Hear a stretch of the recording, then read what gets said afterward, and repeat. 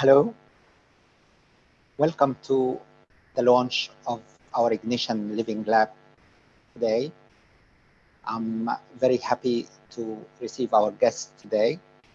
I would like to welcome our Mayor of Salford, Paul Dennett. Thank you very much, Paul, for coming. Professor Carl Jason, the Pro-Vice Chancellor Research at the University of Salford. Welcome. And of course, Emma Howard-Boyd, Chair of the UK Environment Agency, who's joining us online today. Welcome, Emma. Thank you very much for being with us. I would also like to welcome a very special guest who's joining us online today, Lord Mayor Frank Mantrop, the Lord Mayor of Karlsruhe in Germany, Mayor Stephanie Asher, the Mayor of Greater Geelong in Australia, Mayor David Mitchell, the Mayor of Bridgewater in Canada, and the Councillor Nicolas Bonnet, who's the Deputy Mayor of Clermont-Ferrand in France. I would like to welcome our special guests who are here today with us in the theater at the University of Salford, and the 400 plus guests who's joining us online from 15 different countries.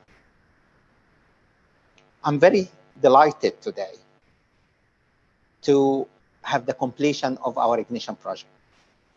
The Ignition project is funded by the Urban Innovative Actions, a European fund.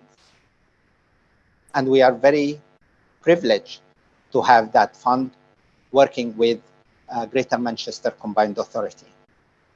The aim of the project is to drive innovative investment models in nature-based solutions to increase green infrastructure across Greater Manchester.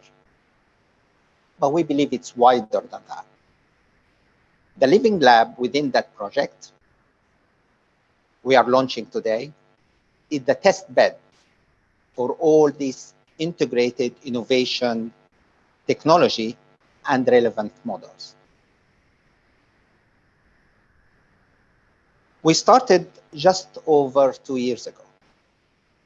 So much happened in the last 2 years, not the least the COVID-19 disruption and the pandemic and so on.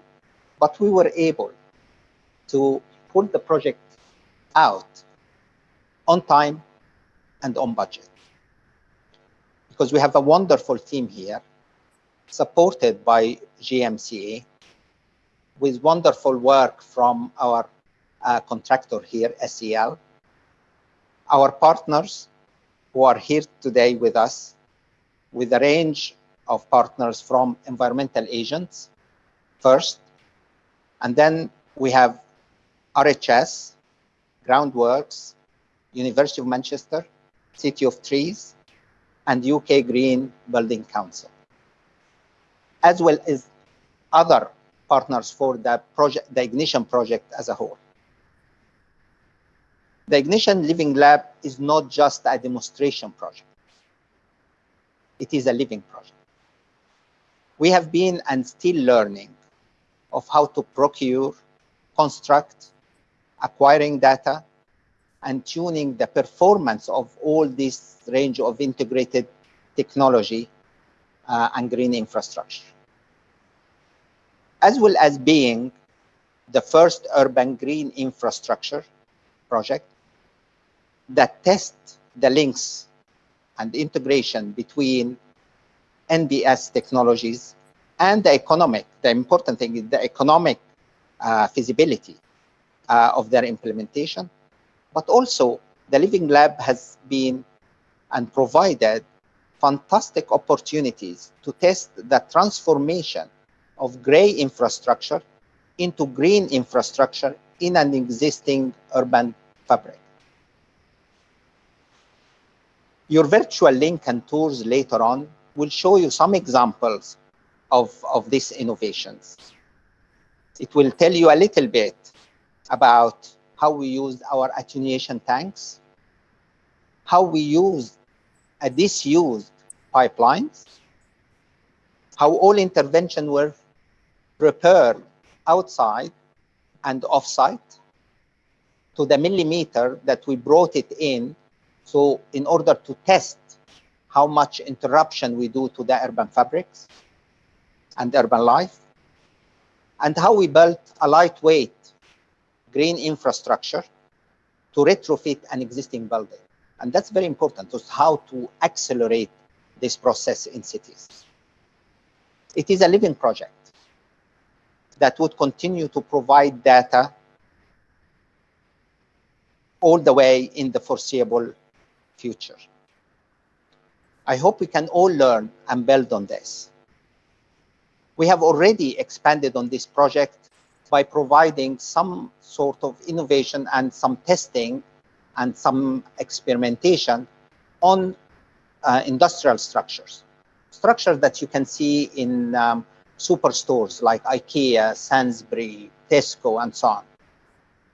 We would like to make these structures more green in the near future to minimize our carbon footprint, reducing our energy bills, and expanding on our urban green. It was heartening during those 2 years to receive the support not only from academic and researchers around the world, but for our immediate communities as well, from media, from investors and developers, and from governmental agencies as well. With the COP26 conference in Glasgow looming over us in November, it is timely to start to put together our experiences in urban green infrastructure and sustainable urban development from different parts of the world. I am delighted to have our distinguished mayors from UK, Germany, France, Australia, and Canada with us today, celebrating the launch of this project.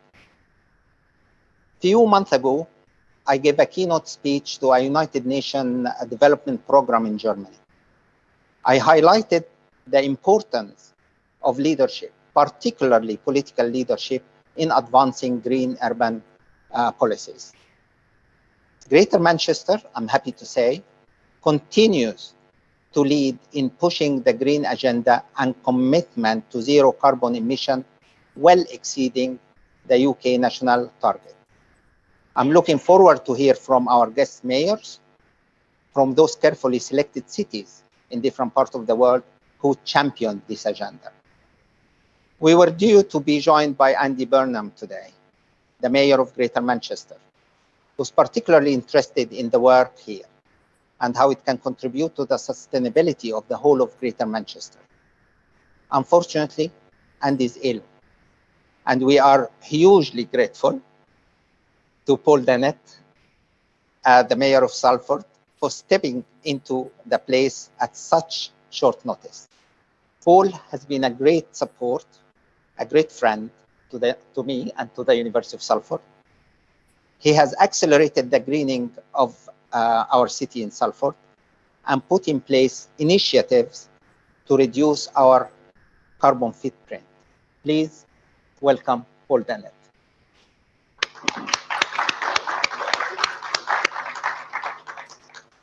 Thank you very much, Hisham, and delighted to be here today to obviously launch the Ignition Living Lab here at the University of Salford in the city of Salford. And the city of Salford has a really interesting social history when it comes to the importance of green infrastructure. Peel Park, which sits very much here within the university campus, was the first public park paid for by public subscription at a time when working class communities couldn't really access green space, grappling with the challenges of air quality. This is a city which understands this agenda. Interestingly as well, Salford is a city that founded the Vegetarian Society. And more recently, you've seen the launch of a 5th national park, RHS Bridgewater, in the city of Salford. Salford is also a place which really understands partnership, and it's great to be here today at the University of Salford that understands the importance of working together on these agendas. Research and development, innovation sits at the core of our future when it comes to tackling climate change. Today is Clean Air Day. And, you know, for me, there is a real moral imperative to actually embrace the agenda we're talking about today. If anyone's read the news today, you'll see that a quarter of UK pupils attend school where air pollution is over the World Health Organization limit. And that often disproportionately impacts communities where we have higher levels of deprivation and poverty. We also know in the city of Salford that life expectancy between the more affluent west of the city is around 10 years more than people living in the east of the city, which is a much more urban environment. We all know the challenges of the heat island effect and the need to green the urban environment, something I know the RHS is taking very seriously. But interestingly, Salford is often known as a dirty old town. It actually is 60% green. And many people don't fully appreciate that. The green agenda sits very much at the core of what we're trying to achieve in collaboration with institutions like the university. Today, we're here to celebrate the launch of the Living Lab, which is a fantastic feat of achievement on behalf of the University in Salford and the many 12 partners involved in this collaboration.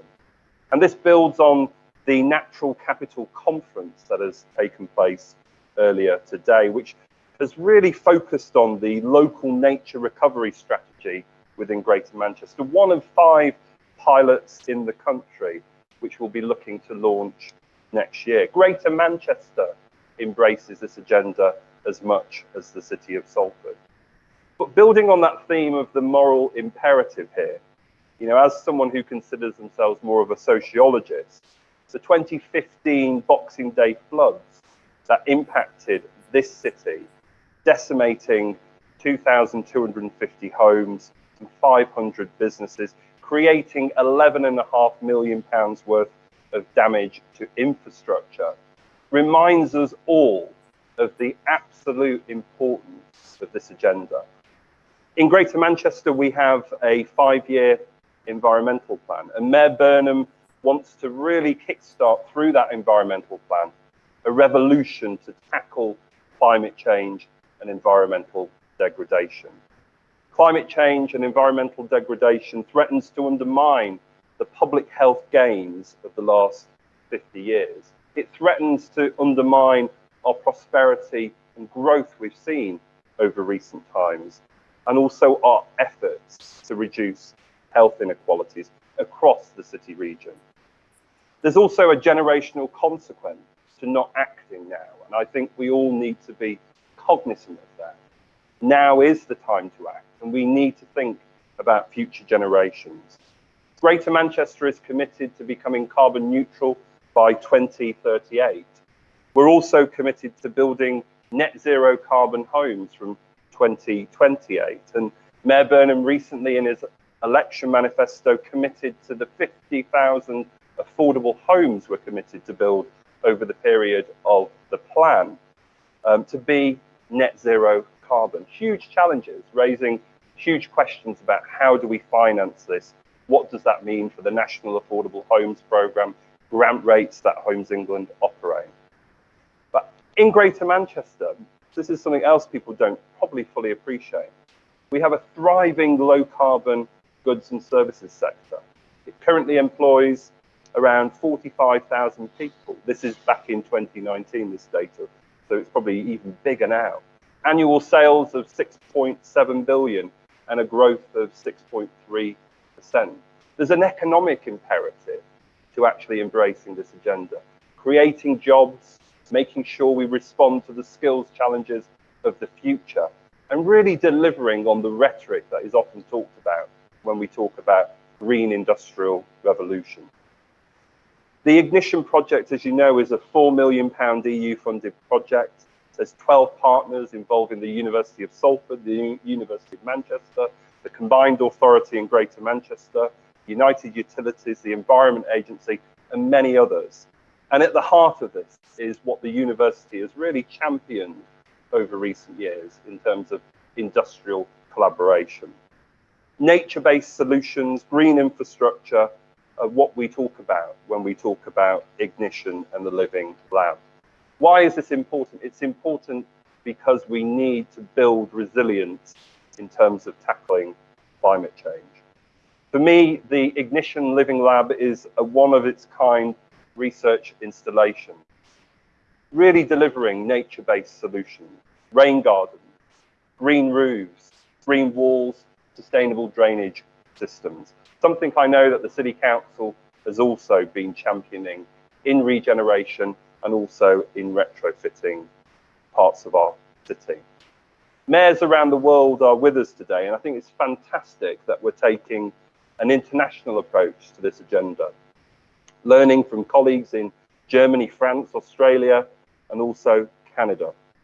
This is really important because what sits at the heart of this agenda for me is learning and inquiry and actually finding sustainable solutions. For me, today is a great precursor to COP26, which is going to be held later on the year in Glasgow. The Living Lab, as I've said, is a great example of R&D and innovation.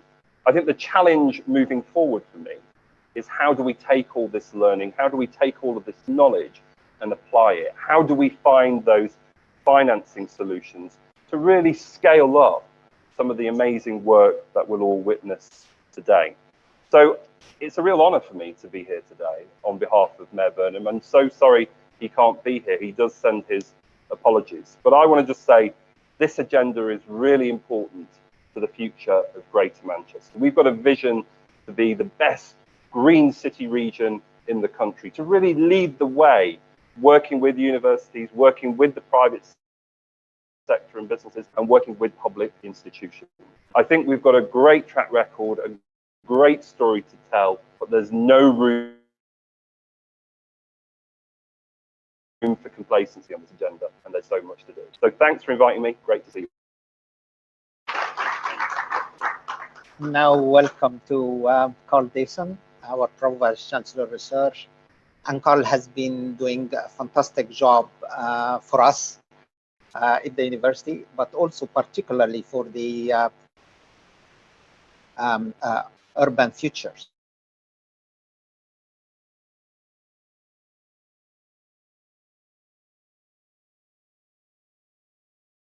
Please welcome Carl to speak a few words. Thank you, Hisham. Thank you, everybody. My thanks to Mayor Dennett for stepping in.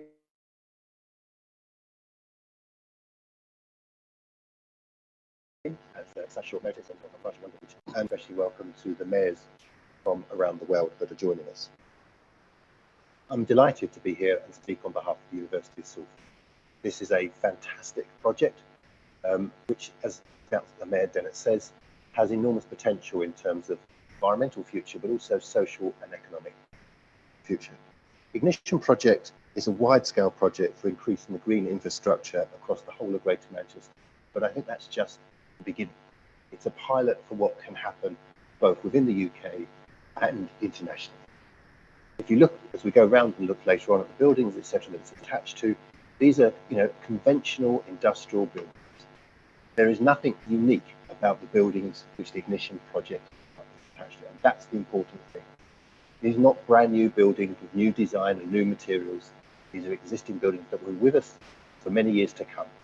The solution to many of our challenges in terms of environmental future lies in what we do with the existing buildings as well as building new ones. As noted, Salford is part of the 12 partners working on the Ignition project, including GMCA, the Environment Agency, as well as leading partners in green infrastructure, research, practice, and local authorities. We're proud to be among that consortium, leading towards effective changes in Greater Manchester's attempts to tackle issues of climate emergency through nature-based solutions. The university is fortunate to be located on the edge, as Mayor Dennett says, of the country's first public park, and something we never forget. We're also fortunate, of course, in Salford that the issues of rainwater are never far from our minds for a whole range of reasons. And the floods of 2016 very much affected the university as much as the university, part of the university's land sits on floodplain as well. So for us, green infrastructure is essential, not just for what it will do for Greater Manchester, but for the university itself. Climate change is a real imperative for us as an institution, but both in terms of the important contribution we make in research innovation, but also just as an institution that will need to survive as a physical location if things continue as they are. Ignition project leads us in this agenda, and along with the Ignition project, our investment also in things like Energy House as well, show the university's commitment to tackling sustainable environmental futures. And like Mayor Dennett, I see this absolutely connected to issues about economic and societal change. There is no point in improving our environment if we don't actually transform the lives of the local population at the same time. We'd have wasted this opportunity. The other thing I want to say about this project and the work of the last years, and Hisham and colleagues, the amazing effort they've put in, has been the way in which all parts of the university and the contractors have worked in the most extraordinary circumstances. For all of us, it has been a transformative last 12 months or so. But the way in which they've continued to work and get this delivered on time, I think bodes really well, and also the pandemic itself bodes well, and that we can make transformational change at pace and improve things for the better. If you'd said to people across the world, yes, there's a pandemic 40 months ago, but within 14 months we'll have a vaccine that has, that is over 1 billion people have taken, I think most people would have been skeptical. And yet we've done it as a society, as a world. There is more to be done, more people to be taken on that journey. But there is no reason at all why the climate change emergency can't be treated with the same sense of urgency as we've just shown with getting a vaccine for the pandemic. This actually gives us hope for the future. We're always talking about how short term, how little time we have, but actually we've shown that we can move it as a world at pace when we need to. The university's community and staff and students are welcome in the Living Lab. In fact, I think some of the students are eating the strawberries off it. With interest, continue building on the use of it. You can't go past the building itself without clusters of people gathering outside to take photos, but what itself is, I'm sure Instagram must be full of images of it in one shape or another. And I think this really starts the way in which we change the culture, because it starts the conversation. The conversation, of course, which happens to students in classrooms and amongst their friends, but we also know that real change is socialized change. Real change is individual conversations that are not part of a formal educational structure. That's the way in which we make transformation, both within the university and wider society. The university is looking forward to more research and impacts of Ignition within at the Living Lab as it goes forward. And I'll just say a bit about the university's strategic priorities in this area. So sustainable environment is one of our core thematics for the university. But also alongside that are healthy living, Industry 5.0, and also creative and resilient tech communities. And that resilience is essential. And that resilience is both, social, physical, metaphysical, and environmental. And the importance of the environment cannot be underestimated in that. But I think one of the other things for me which is exciting about the whole project is the way in which it also uses new technologies at the same time. Those smart technologies are really important. It isn't just about how do we green this society, it's the way in which we use those new technologies to actually do that more effectively than we've done before. And I think that is something that we should take away from that. So I'm delighted to be here today. My thanks to Hisham and his team who have done a wonderful job. My thanks to all the colleagues of the university and from outside that have helped put on this event. My thanks to all the organisers that will arrange this, and hopefully everyone around the world can listen and watch. And my thanks to the mayors, but especially thanks to Mayor Dennett for his speech as well at the beginning. But thank you all to all of you, and I hope you have an enjoyable rest of the day. And hopefully the weather will hold for the tours as well. Thank you. We were expecting thunderstorms today, but so far it's going very well. So our third speaker is a very special guest to us. Emma Howard-Boyd is the chair of the United Kingdom Environment Agency. I'm absolutely delighted that Emma had the time to give to us today. A few days ago, the Climate Change Committee reports showing alarming signs of the impact of climate change in the United Kingdom, with large number of expected fires, death by extended heats and waves. It's a very worrying report to read. But I was particularly interested in the numbers of subsidiaries of buildings that they expected. It's more than 10,000 claims would expect in the near future. A phenomena that I have researched when I was in Australia, because Australia have these big cycles of drought and flooding. I never expected that to be to happen here in the United Kingdom, but it seems like it is coming. The Environment Agency is our line of defense, and I believe we are safe with Emma Howard-Boyd leadership. Emma is an ex officio board member of DEFRA, very influential there with DEFRA, and has also been appointed as the UK Commissioner to the Global Commission on Adaptation. I also would like to highlight her role as the Vice Chair of Future City Catapult. Please welcome Emma Howard-Boyd, who's joining us online.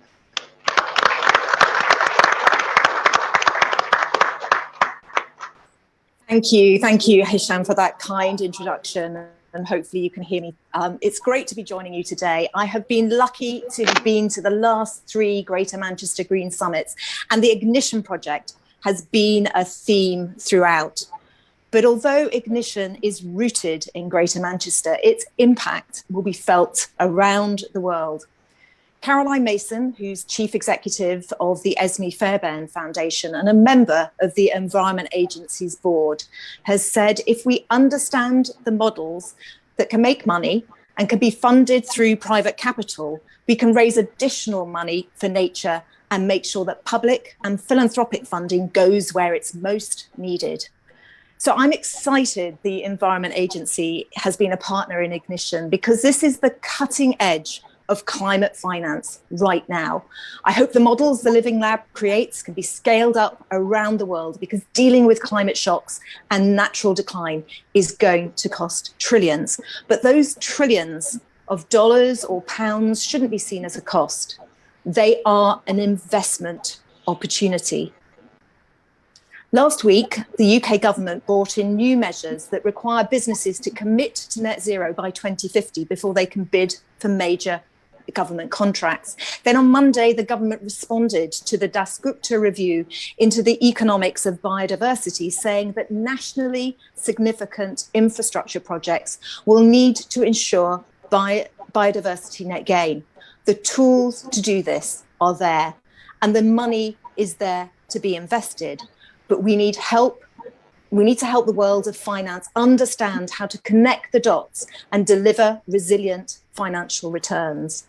The rain gardens, green roofs, and sustainable urban drainage at the Living Lab are providing data that will help develop robust business models for investment in nature-based solutions at scale.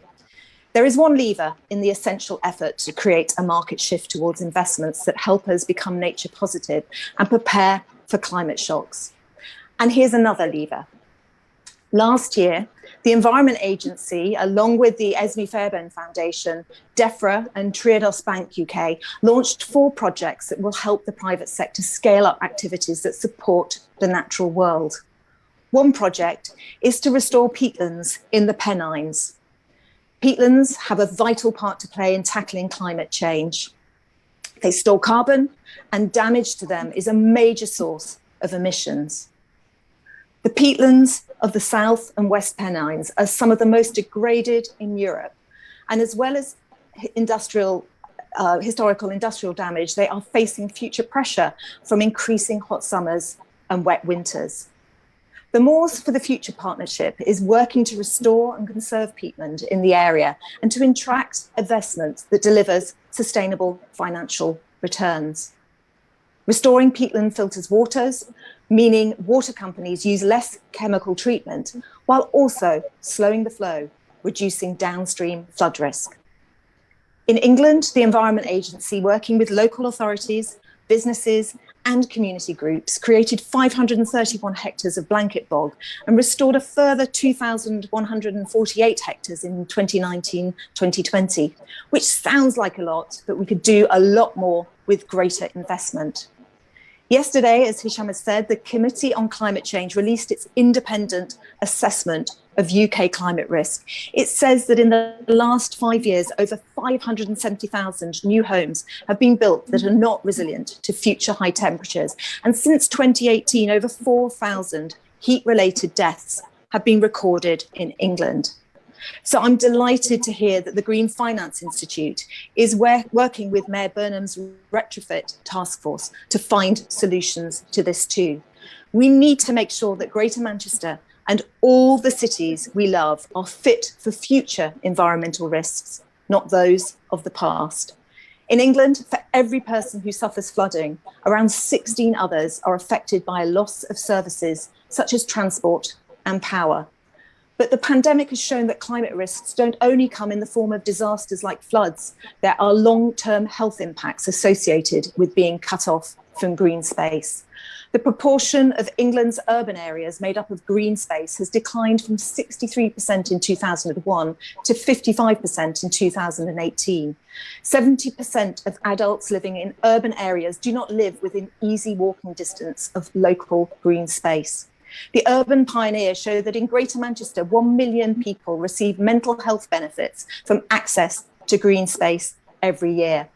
The NHS could save over £2 billion in treatment costs if everyone in England had equal access to good quality green space, and the benefits go beyond health. Gardens and public parks create habitats for nature, help urban cooling, which could reduce emissions from air conditioning and slow the flow of surface water. Urban planning must improve access to green and blue spaces for the growing populations of city regions and create more resilient infrastructure that can adapt to future needs. Before I finish, I want to say something about failure. Science and innovation is in large part about learning from mistakes, so don't be too risk averse. To paraphrase Samuel Beckett, if at first you don't succeed, try again, fail better. When world leaders meet at COP26 in Glasgow this year, they will not yet have the answers to the problems the Living Lab is trying to solve. We need to race to net zero emissions in order to bring down global warming. We need to race to resilience to manage climate shocks that affect people's lives. And we need a race to trillions of dollars if we are to do it all in this crucial decade. The leaders of the world want to understand how to create investable propositions for urban resilience and for nature-based solutions to the climate emergency. Wouldn't it be cool if you, the Living Lab, showed them how to do it? Thank you so very much for inviting me here today. Thank you.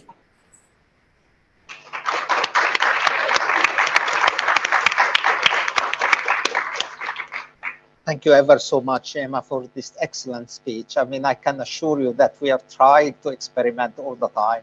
It's most of the technology that we are trying to put forward and integrating technology, the key thing, for the very first time. Now, we've heard so much about experience in the UK. It's time to look at experience of major cities around the world. So I'm very delighted that we had this contribution from different parts of the world, and now we are going to see videos from around the world. I would invite everybody online and in the theater here to submit questions for the panel, which will follow panels of the mayor, which will follow from the presentation of the videos. So please make sure that you put your question and on the tweet hashtag Ignition GM for the people in here. Thank you very much, and let us go and watch the video together.